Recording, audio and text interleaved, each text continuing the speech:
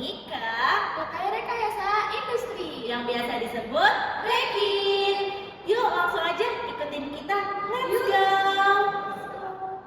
Selamat sore Bapak Moko dan Pak Renan.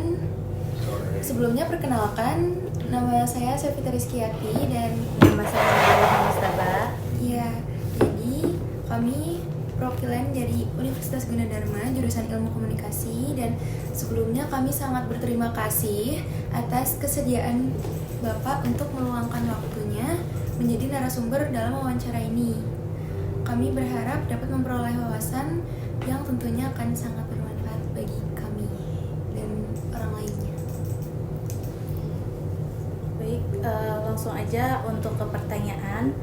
Pertanyaannya untuk kebutuhan fisiologis, bagaimana perusahaan menyediakan kebutuhan dasar seperti gaji, tunjangan kesehatan, dan keamanan kerja?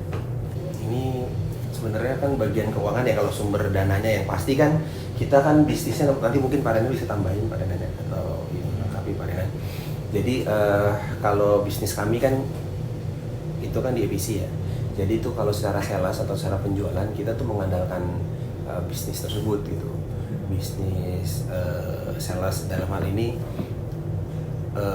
di core bisnis kita itu kan bisnisnya kan EPC ya, construction lah, construction, lebih dari sekedar construction karena dia tuh mengintegrasikan seluruh fungsi-fungsi ya, termasuk juga kita memanage subkon gitu. Jadi sumber utama kita seperti itu, sumber utama kita pemasukan dari EPC. Ada juga kita beberapa punya portofolio gitu, walaupun belum optimum ya, lewat anak perusahaan atau lewat afiliasi gitu sih. Itu yang paling mayoritas kita sumbernya tuh dari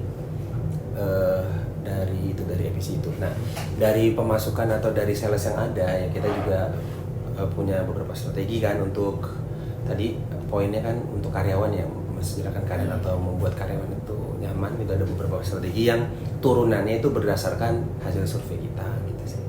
Survei kita atau hasil riset kita yang nanti dibikin program intervensi.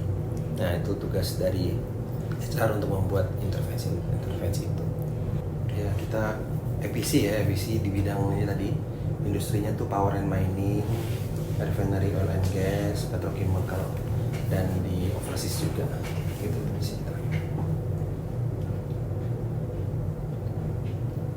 Nah, ini mayoritas sales stream kita dari sini. Ada juga kita punya portofolio juga yang tadi saya sampaikan. Portofolio kita ini cuma mayoritas masih ditopang oleh jasa EPC itu tadi yang saya sebutkan. Ini kita portofolio kita. Ada yang di bidang EPC juga, tapi kontraktor, ada yang di bidang engineering, ada yang di bidang penjualan gitu ya, piniaga, ada yang ada yang bidang PMC, biasanya ada Trekon, ada juga ini tadi, ini industrinya di sini ada. Itu kita. Ada juga di bidang fabrikator aplikasi, sebagai fabrikator itu di Puspeptindo itu kita sih. Dari situ apa ya, pendapatan jasa kita. Nah, dari pendapatan jasa itu kan punya alokasi. Rekin ini perusahaannya, dia modalnya bikin pabrik. Dia punya bisnis hanya bikin pabrik. Nah, waktu bikin pabrik butuh modal kan? Nah, butuh modal. Nah, biar dapat untung, harga modal sama harga jual beda, dicari selisihnya kan? Iya. Nah, selisihnya gitu. Jadi, nah tapi bedanya begitu kita bikin pabrik, yang punya uang, yang mesen nih sama kita, yang punya uang, dia udah taruh harga, bikinnya 100 juta ya.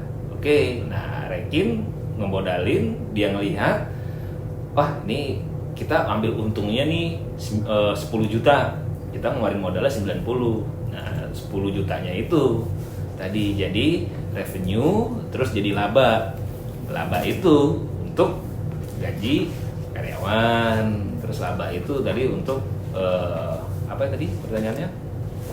Untuk tunjangan kesehatan gitu. Apakah ada fasilitas dari pihak kantor untuk karyawannya gitu, Pak?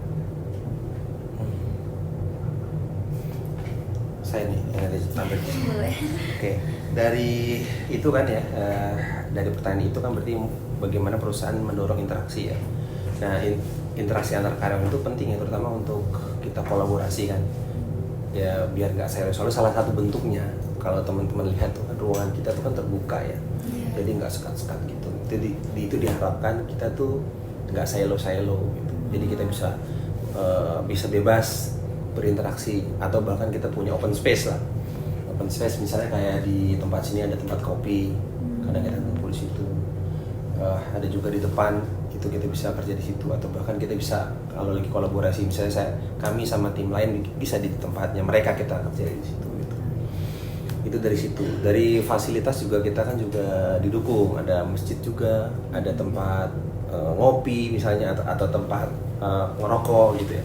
Yang mana aku tempat ngerokok itu kalau proyek gitu, atau bahkan kita kadang-kadang apa yang nggak selesai di ruang meeting itu selesai di tempat-tempat ngopi, tempat-tempat rokok, atau bahkan selesai juga di masjid atau selesai di mana-mana. Itu juga selain fasilitas kita juga ada sih sebenarnya ya. Kalau dulu ya kita punya namanya peminatan atau COI, intinya club of interest gitu. Ada yang hobinya apa, ada yang hobinya apa gitu. Bahkan kita punya perpustakaan itu juga bisa jadi tempat ini kita sih. Itu mungkin sedikit aja sih gambarannya dari saya. Mungkin Pak Renan bisa lebih ini lagi, Pak Renan. Oke, Pak, next question. Bagaimana perusahaan memberikan pengakuan dan penghargaan atas prestasi karyawan? Pak Renan. Ya versi ini dulu, perusahaan dulu. Oh, versi perusahaan. Biar gue ngejelasin biar dia mudah ngerti. Versi mau semua aja dulu kayak tadi. Versi perusahaan gimana? Bagaimana perusahaan memberikan pengakuan dan penghargaan atas prestasi karyawannya? Oh iya. Kalau perusahaan tuh salah satunya kan bentuk pengakuannya ya. Biasanya tuh bentuk pengakuannya sih ada beberapa ini ya. Yang pertama kan dipenuhinya tuh hak-haknya karyawan. Itu bahkan juga ada juga salah satu pengakuannya juga tuh ada eksistensinya juga di eksistensinya itu diakui lah. Contohnya ada kalau di sini kan mungkin ada serikat kerja juga ada eksistensi yang diakui juga. Misalnya tadi ya, saya bilang COI itu Club of Interest itu kan bentuk pengakuan eksistensi ya. Jadi kan mereka merasa ini, atau bahkan budaya-budaya yang kita bentuk juga dalam rangka untuk memanusiakan manusia lah gitu ibaratnya, mengakui eksistensinya. Tadi kolaborasi, jadi antara tidak ada kesenjangan. Maksudnya kesenjangannya dalam hal blocking lah. Ketika kita sama atasan, di sini budaya yang berkembang di Rekin itu lebih cair gitu. Walaupun tetap ada tuh rasa hormat kita pada atasan, tapi itu lebih cair dibandingin mungkin tempat-tempat yang lain gitu. Antara atasan sama bawahan tuh terlalu kaku lah. Kalau di sini tidak sih. Apalagi ketika di luar tugas kita ya biasa aja gitu sama atasan, tapi tetap hormat ya, dalam hal ini tetap hormat. Itu. Baik Pak. Apakah perusahaan memberikan kesempatan bagi karyawannya untuk mengembangkan karirnya mereka? Kayak Seperti kepemimpinan. Oh. Itu pasti itu pasti kan, itu salah satu bentuk engage, memastikan karyawan itu engage, karyawan itu betah di kita. Itu salah satunya pasti itulah, kita bakal memperhatikan ya karirnya gitu ya, bakal memperhatikan karirnya. Itu dia, makanya salah satu bentuk rewardnya atau pengakuannya tadi seperti Mas Renan atau Pak Renan sampaikan ya kan, ada perbedaan antara benar-benar berkinerja excellent sama yang biasa-biasa aja dari sisi penghasilan maupun dari sisi karir, jenjang karir. Itu bisa lebih cepat tuh teman-teman yang berkinerja baik gitu, bisa lebih cepat dia naiknya lah ibaratnya gitu. Mungkin sama-sama masuk entry-nya, tapi bisa jadi lebih cepat masuknya. Itu karena perbedaan itu. Salah satunya tuh memang ya kan manusia juga wajar kan seperti itu kan, untuk memotivasi lah, berlomba-lomba kan, berlomba-lomba berprestasi. Nah berprestasi kita kasih rewardnya seperti itu. Secara sistem seperti itu. Makanya ada sistem yang dibentuk untuk mendukung itu. Gitu. Apa gitu kan jadi ini. Nah, karena setiap manusia, orang dia butuh namanya progresivitas. Mau di sini-sini nggak mungkin kan, di sini aja. Sedangkan dia harus naik terus, bergerak terus. Karena apa? Ada faktor harga naik semua, barang, pembelian juga, gaya hidup naik. Nah, makanya difasilitasi karirnya. Nah, setiap perusahaan harus wajib memfasilitasi membentuk karir itu dari mulai ke kinerjanya sampai uang upahnya, timbal baliknya. Jadi dia startnya mulai di sini, nanti dalam berapa tahun dia harus, kalau kinerjanya bagus, dia bisa dapat pendapatan lebih. Itu ilustrasinya. Baik Pak, untuk pertanyaan selanjutnya, apakah perusahaan mengadakan kegiatan sosial dan budaya untuk karyawannya? Oh iya, kegiatan sosial dan budaya ya. Iya. Kegiatan budaya, ya kita melakukan ada yang namanya divisi TJSL, tanggung jawab sosial, atau CSR kalau zaman dulu ya, Corporate Social Responsibility. Di situ ada kegiatan-kegiatan tuh, kegiatan sebagai wujud tanggung jawab sosial kita. Misalnya kita membina UMKM seperti itu, atau bahkan yang terbaru tuh yang masuk KPI juga itu tanam pohon kalau untuk ini kan ya, pemanasan global ini. Ada juga kita banyak sih kegiatan-kegiatan dari di proyek-proyek kita juga punya ada tanggung jawab sosial kita, berkaitan sama tanggung jawab sosial kita. Kalau budaya, yang berkaitan sama budaya pernah juga mungkin pelestarian budaya di daerah proyek sih, biasa seperti itu. Gitu sih. Kita concern juga, bahkan kita memasukkan salah satu bukti keseriusan kita untuk tanggung jawab sosial itu, kita memasukkan di divisi khusus, divisi TJSL itu. Pak, ini untuk lingkup karyawan ya Pak. Jadi apakah karyawan merasa pekerjaan mereka memiliki makna dan tujuan?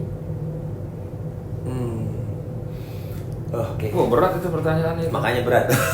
Mana ya cara menjelaskannya? Karena nggak semua orang yang bekerja itu dia bertujuan untuk cari makna dari pekerjaan, gitu.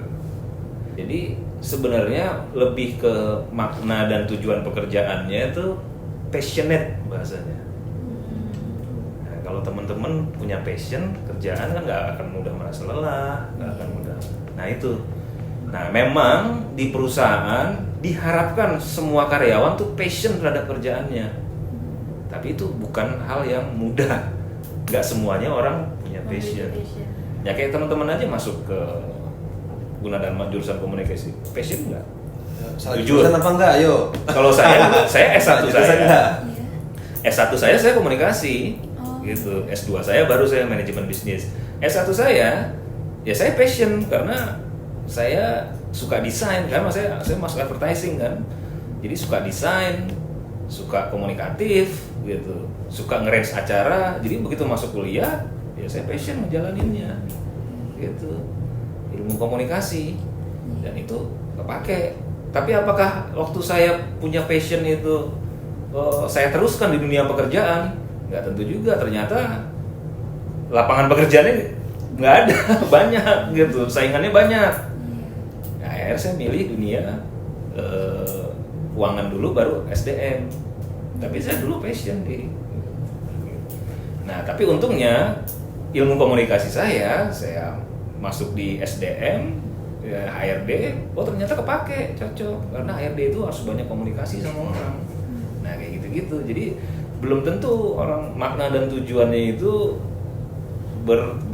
beririsan, maksudnya berimpact langsung sama si orang, si pekerjanya, karyawan. Ya Mas Moko, menurut saya sekarang lagi passion dia kerjanya karena ngurusin budaya. Tiba-tiba kalau saya pindahin ngurusin obat, karyawan nelpon sakit Pak, kalau asuransinya diurusin, dia bisa ngerjain, tapi belum tentu passion, belum tentu bermakna buat ini dia.